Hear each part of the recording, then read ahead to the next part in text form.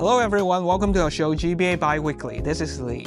Hello, this is Alisa. Now, recently, the Understanding China Conference was held in Guangzhou, with over 600 guests from China and abroad attending to share their insights on China's development and impact.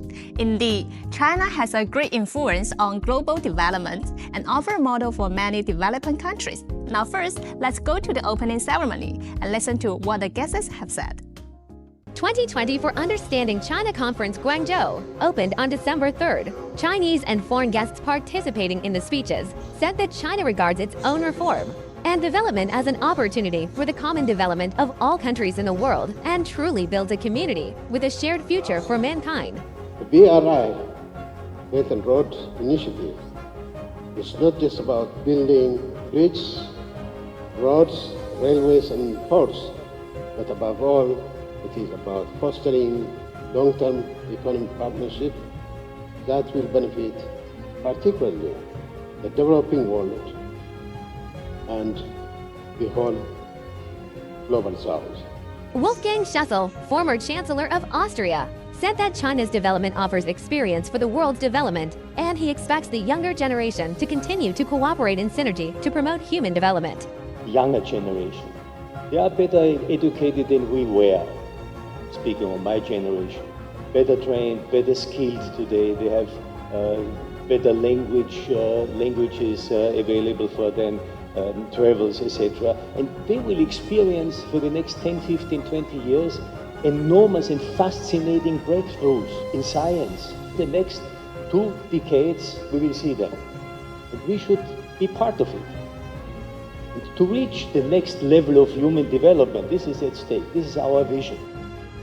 The Chinese guests participating in the speech said that in the future, China will continue to share development opportunities and dividends with the world in an open attitude. 回想67年前，我们的毛泽东主席曾经深情地提出，中国会变成一个大强国，而又使人可亲。67年后的今天，在进一步全面深化改革当中，推进中国式现代化的，就正是这样一个变成一个大强国，而又使人可亲的中国。Now, this year's conference features many thematic forums, such as sports, artificial intelligence, and low-altitude economy. Exactly. The guests exchange ideas on various aspects of China, and the low-altitude economy is one of the most popular topics, as China leads in the development of this field. Now, let's move on to our next topic, and let's hear about what the guests have to say on the developments of China's low-altitude economy. Guangzhou has a solid development foundations in the field of the low-altitude flight. It also faces many new challenges. How shall we understand the developments of the low-altitude economies in Guangzhou and even in China? Let's check it out. Academics and practitioners in the field of low-altitude economy from China and abroad conducted discussions and exchanges on the challenges and opportunities in developing the low-altitude economy. The potential of low-altitude economy, again, this is a very high potential of revenue. Shenzhen, Hong Kong, or Guangzhou, with very frequent about trade. So the low-altitude economy that favors the commerce, and that will develop and go directly from the manufacturers to the consumers. For the low-altitude economy to develop, experts believe that air traffic management and application scenarios are key factors. 低空经济的发展离不开空域，就像我们道路交通一样，离不开路。要致富，我们先修路，这样我们在空中也一样的。我们要想航空器飞起来，必须我们要构建、规划好空中之路。这它的直接应用场景其实非常多，可能以载物啊，以旅游啊，未来的话，将来可能也会出现，就是从 to B 到 to C， 我们觉得就是这种场景不是等来的，应该是设计出来的。On November 29th, Guangzhou passed the Guangzhou City Low-Altitude Economy Development Regulations. It mentions that Guangzhou should explore the establishment of a classification and flexible allocation mechanism for low-altitude airspace, orderly advanced pilot projects for urban air traffic, and promote the development of new low-altitude travel modes such as integrated transportation connections, aerial commuting, business travel, and cross-border flights in GBA. 要把它真正作为一个经济来发展的话，一个是要些这个平台的一些建设，包括它的一些规划、交通管理等等一些综合交叉的多学科的一些技术的融合，才能把这个真正空交通管理作为这个低空经济的一个重要的应用场景，把它付诸实施。这方面我觉得是可行的。 Now, speaking of sports, we are going to have the 15 national games, which will be held in the Greater Bay Area. It's going to be very busy by then. Yes, I'm eager to watch the competitions. At this year's Understanding China conference, many Olympic champions joined to share their story. Let's go and have a look. In less than a year, we'll welcome the 15th National Games, which will be held in Guangdong, Hong Kong, and Macau. For the first time, the Understanding China conference has added a sports-themed forum, inviting a group of Olympic champions to share their story. Through the sports, we understand China. Judo Olympic champion Yan Dongmei, Gymnastics Olympic champion Li Xiaopeng, and Shooting Olympic champion Yi Xiling, among other Olympic champions, appeared at the Understanding China conference to share their insights on the Olympic spirit and nationwide sports activities. Xian Dongmei, who retired and returned to competition 5 times, said that it was her passion that kept her going and allowed her to win an Olympic gold medal again after becoming a mother. 最想跟分享的是，做了妈妈，就是中国第一个奥运妈妈的冠军。一开始自己都感觉就是觉得不可能，就自己可能做不到，因为我也有很多伤。在整个的这个里面，我觉得就是。 刚才说的这个热爱很重要，很重要，所以就是也是因为这个热爱，让我不断的去坚持，不断的去克服困难。The data shows that the proportion of people in our country who regularly participate in physical exercise is close to 40%. The arrival of the 15th National Games has further ignited the enthusiasm for nationwide sports activities. 明年的全运会这个到来之前，也希望大家能够更多的 参与到体育当中，穿上一双这个跑鞋，你就可以出去跑步，然后拿一个球拍，你就可以这个和你的朋友、家人一起互动。The 15th National Games, 15 Cities event was also launched on site. Guangzhou will connect with 15 cities to promote intercity collaboration through sports, enhance Guangzhou's city brand, and cheer for the 15th National Games.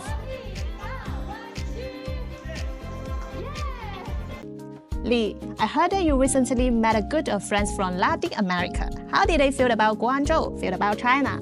Well, they have visited many places, both traditional ones and modern ones. I'm sure they had a great time. Now don't just listen, join me for the trip. The 2024 Understanding China Conference has kicked off in Guangzhou. A delegation of 22 journalists from Latin America has gathered to attend the event and gain a deeper understanding of China through their first-hand experience in this southern Chinese city.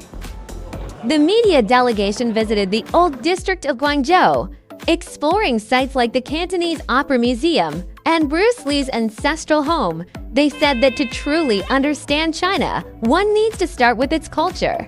Good food, good weather, and the language. The stunning cityscape along both sides of the Pearl River in Guangzhou deeply captivated the visitors, who eagerly took out their phones to snap photos. The media delegation also engaged in discussions with local media and a university in Guangzhou. It is crucial for us to improve this partnership, this collaboration, this cooperation, and for people in Brazil to know more of the Chinese media directly. That's really important for us to know first-hand news from China. The media delegation also visited a new energy automobile company, where they toured the modern factory and learned about Guangzhou's new energy vehicle industry. The price, technology, they are very easy to drive. I hope that in the future we could have cars like this. This is the future, I think. The journalists walked and photographed along the way, asking questions and taking notes as they learned about Guangzhou's practice of Chinese modernization. The visit also left them hopeful for deeper ties between China and Latin America in the future. Economically wise, it's unquestionable that it's very advantageous. So there is a certain consensus from all political sectors that this relationship should increase. This idea of the community of a shared future is a part of it. Of this is to value the people from developing countries to get to meet China and to see that we also can develop ourselves. In addition to friends from Latin America, we also welcome friends from Nauru. Lee, have you ever heard the country? Nauru, never heard of it. Where is it? Well, Nauru is an island country in South Pacific. During the conference, a media group from Nauru visited Guangzhou. Now, let's listen to their story here. I think most of us do not know more about Nauru, so today I will invite some of my video friends to tell you more. One thing that we need to know about Nauru is we love our fish. Our favorite dish is coconut fish and raw fish. The weather is great, the beaches are even better. We are mostly female. We have a population of 70%. The tribes are passed down from mother to daughter, and even the husband takes on our tribes. There's a lot of Chinese there as well, mainly from the Guangdong area who have set up business in Nauru, like restaurants and convenience shops. So when you come to Nauru, you won't feel very homesick because you'll meet a lot of Chinese. Celebrate our tribes yearly, and I think that's something in terms of culture we'd like to preserve, and hopefully people from China come and experience it with us. China and Nauru, establishing diplomatic relations there. Our friendship is sincere because we have similar values. We have a lot to learn from China, and yes, hopefully the government do more collaborations for us, the people, for both countries.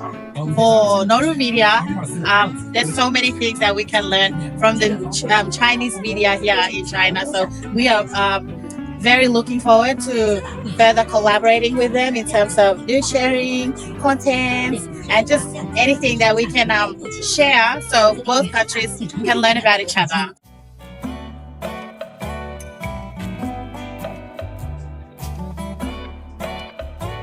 We hope to be part of these sorts of fairs. I would say a good opportunity for us to break into maybe an international market and also showcase something of Nauru to all these foreign bodies. We're hoping that maybe there's a little piece of Nauru that we can also put into the market here or just promote and also showcase our culture.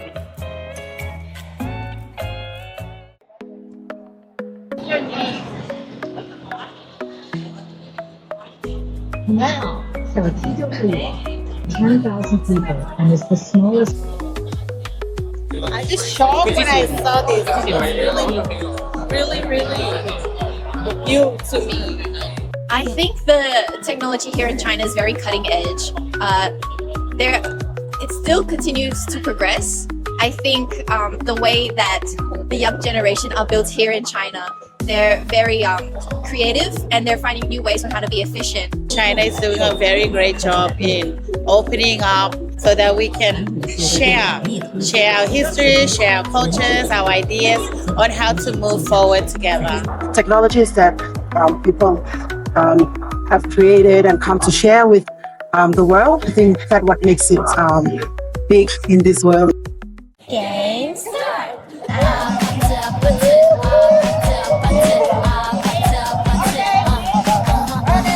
I like that this place I've learned a lot in terms of innovation. I believe many other people like me will be inspired by it too. Our trip so far has been very, very eye-opening, very exciting. Going on a cruise, visiting the Canton Tower, when we go back home. We can't wait to share it to our friends and families in the media and just see what promote and see what China is all about here.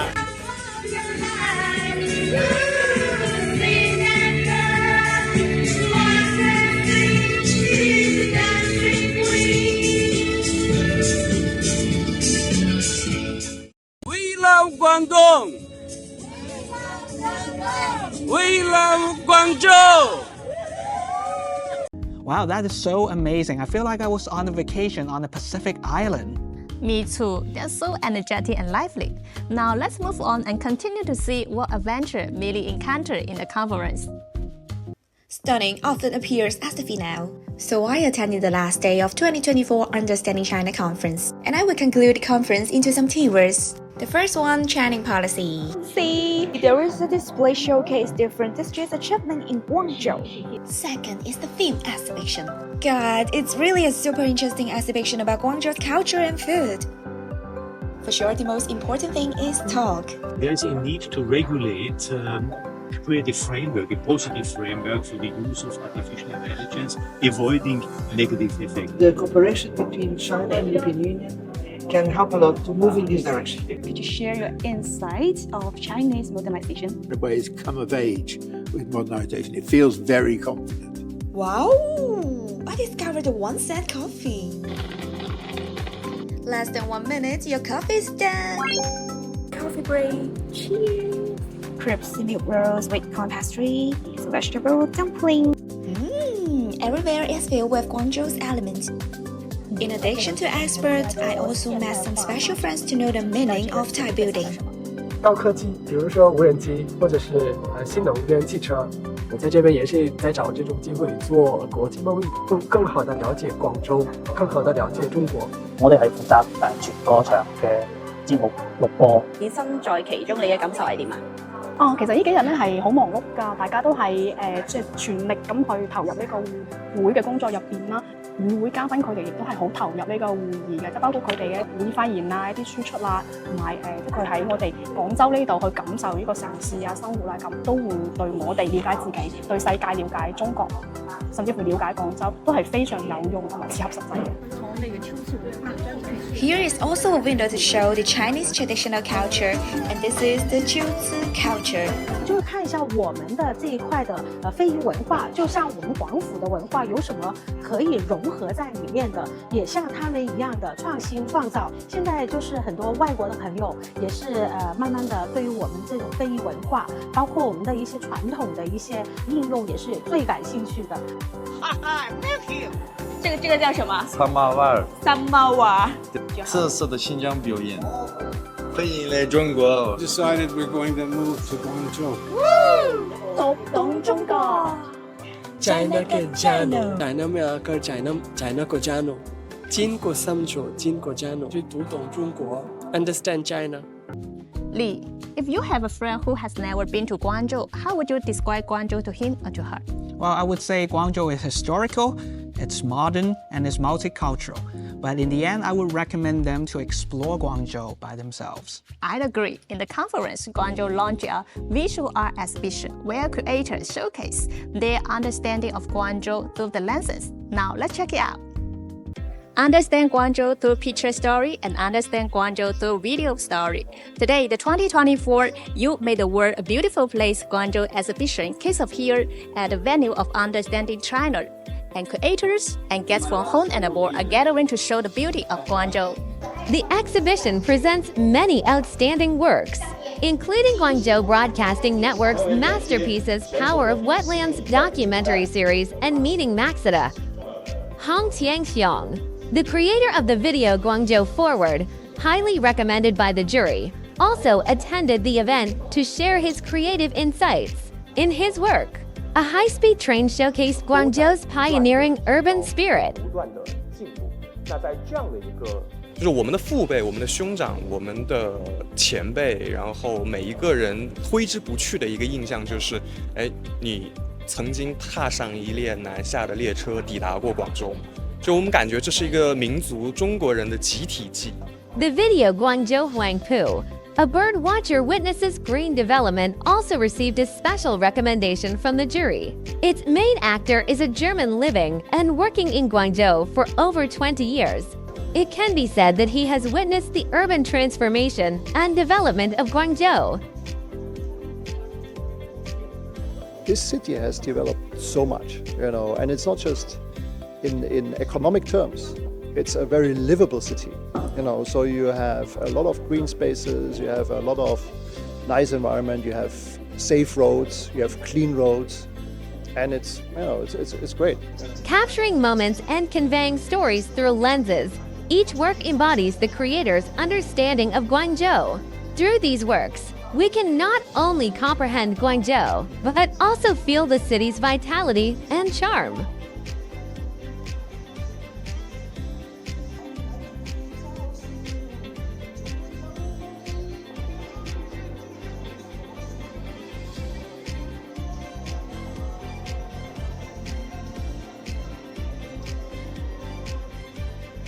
Pakistan is a close friend of China, and Mr. Saeed also attended the conference. I heard that you have a wonderful dialogue with him, right? Well, yes, exactly. If you want to know more, check out our next video.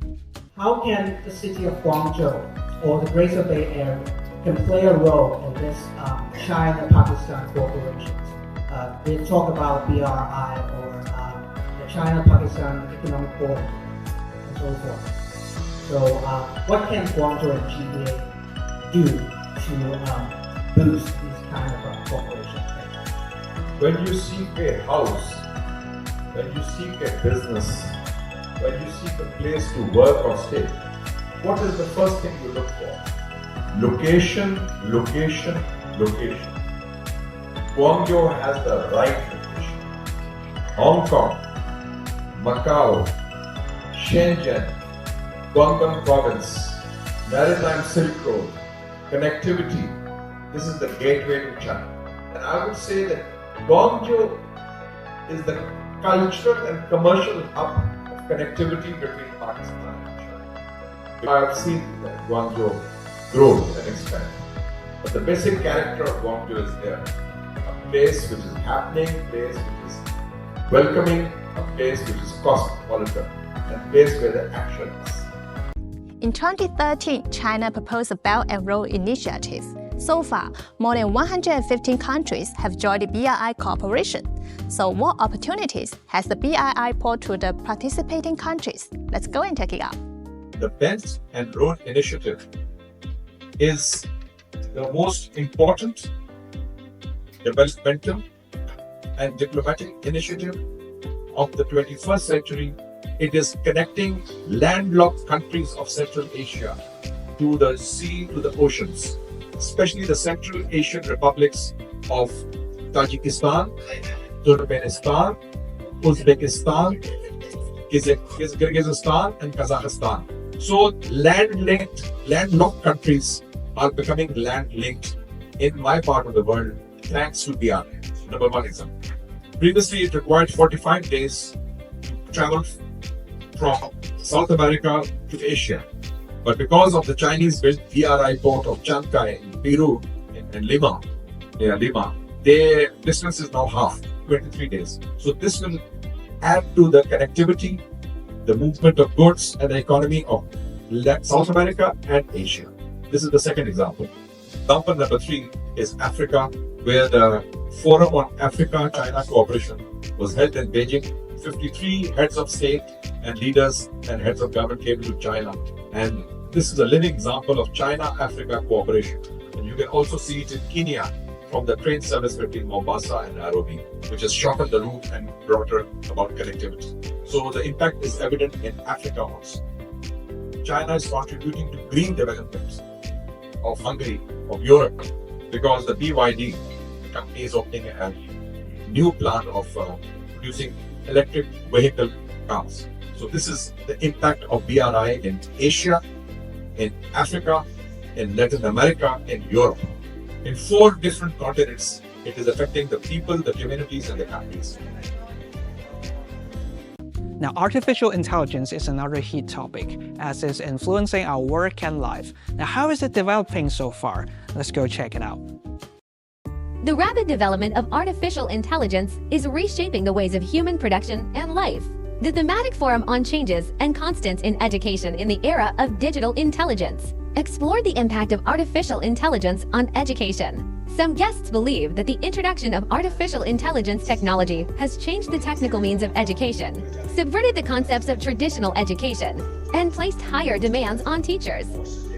AI 推行了什么？摩尔定律，指数级的增长，对于我们的教师是一个很大的影响。我们的教师一定要在发挥主体作用上，它的方式、方法、机制、路径等等方面要做出思考，做出改变。人来育物，而不是物来育人。Some guests said that actively promoting the construction of intelligent legal services can effectively solve the pain points problems in the legal field, such as insufficient supply of legal services, heavy judicial burden, and arduous law implementation tasks. 很多偏远的地方，他们的律师是非常非常少的，律师数量是非常非常少的。所以我们如果有一个 AI 的基础设施，能够提供线上和线下相结合，那我们广东的优秀的律师就可以辐射到可能偏远地区没有高质量的法律服务的地方。Nowadays, artificial intelligence is a trend, but as China's AI company set sails for a global market, there are still some troubles they have to face. Exactly. As a coin have two sides, many people also worry about the backfire that brings by AI. So how can we address the problems? Let's see what experts offer at the conference. 那通过我们的大模型系统还有摄像头的前端检测呢，1分钟之内呢就能把这个事故上报到那个交警的指挥中心。This company in Huangpu District has independently developed a comprehensive AI model for traffic management, which boosts accident response efficiency by 20% with features like automatic alarms, automatic generation of solutions, and multi-department information linkage. Yet, it struggles to expand abroad due to high operational costs, facing opposition from locals. 在外国，它的一个路面的一些我们所谓的卡口摄像头，它的一个布设是没有那么密的，有一些系统设备确实是比较难去发挥的。At the Artificial Intelligence themed seminar, some guests offered solutions. 科学界努力的方向就是要降低成本，要推出更好的这个产品为大众服务。就是我们推出的人工智能，然后对各国的这个推动是什么，是吧？如果他们觉得我们中国的这个事业对大众的服务这么好，他也会慢慢的吸引他们。The AI firm in Tianhou District faces obstacles in expanding overseas. Its virtual simulation system for digital production lines helps workers learn to operate advanced machinery, cutting costs. However, the system's data collection requirements have hindered international partnerships. 这套系统我们是按照国际的标准都已经加密完善了，这个数据我们是带不走的。出于主观上的一些因素，他们还是很难和我们做深入的沟通和交流。Attendees noted that varying views on data sovereignty among governments are normal. They proposed improving credibility to earn trust over time. 中国呢，倡导的是在一个国家境内产生的数据归这个国家所有。增加互信的话，首先我们要说到做到，先做几单小的生意，久而久之他就相信中国的企业是合法、合情、合理。就是要处理好安全跟发展之间的均衡发展。如果过分强调安全的话，这个发展不起来；但是你不发展呢，就是最大的不安全。We were talking about AI, about sports, about the economy. But there was still one thing we haven't talked about yet. If he or she has little knowledge of it, I don't think he or she really understands China. Wow, what is it? It's the Spring Festival. We will soon welcome the Year of the Snake. For Chinese people, the Spring Festival embodies our collective memory, our feelings, and our culture. Well, exactly. Now let's have our AI speaker Hua Hua to bring us some latest news on the Spring Festival. Thank you. Lee, thank you. Elisa, hello, this is Hua, your AI speaker. To grasp the essence of China, one must understand the Spring Festival. On December 4th, 2024, UNESCO recognized it as part of the intangible cultural heritage of humanity. The Spring Festival, also called Chinese New Year, is a cornerstone of Chinese culture. Its recognition highlights both its Chinese heritage and the universal values it embodies. The Spring Festival bears Chinese civilization's pursuit of peace and harmony, promotes best wishes for the future, and substantiates the common values of humanity, such as social inclusion and a sound relationship between man and nature.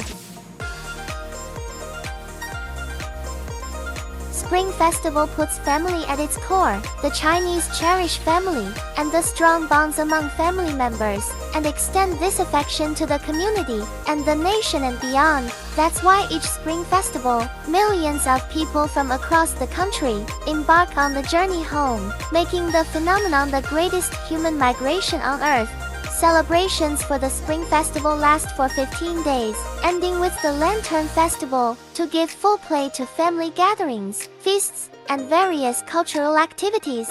As the Year of the Snake approaches, here, I extend my warmest wishes for a joyful Spring Festival to all.